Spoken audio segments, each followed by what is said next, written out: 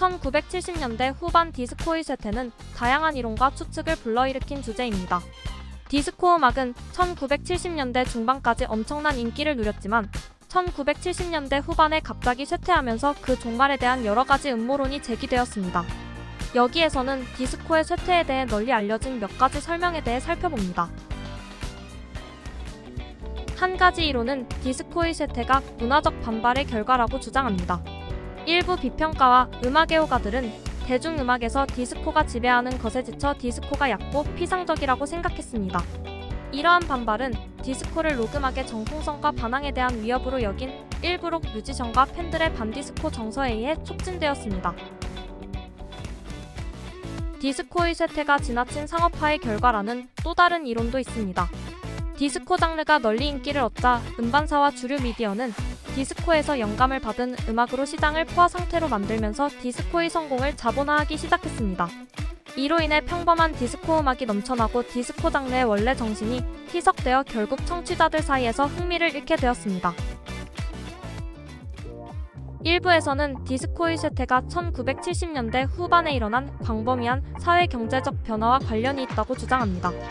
미국의 경기 침체와 실업률 상승은 음악 산업 전반에 영향을 미쳤습니다.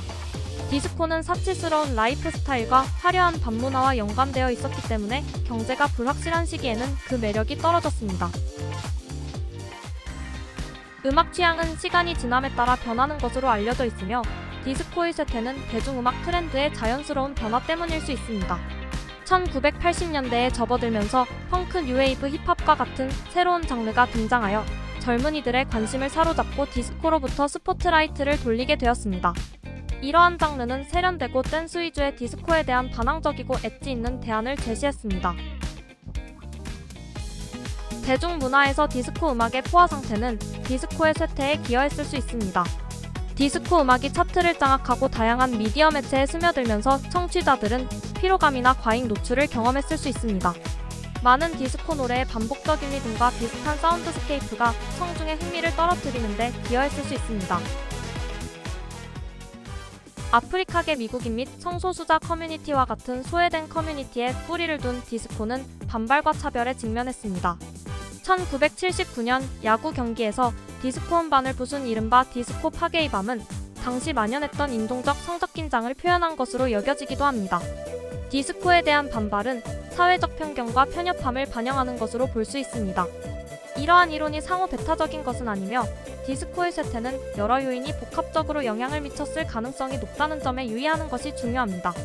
또한 디스코는 주류 인기의 하락을 경험했지만 언더그라운드 댄스 장르에서 계속해서 번창했고 후속 장르에 지속적인 영향을 미쳤습니다.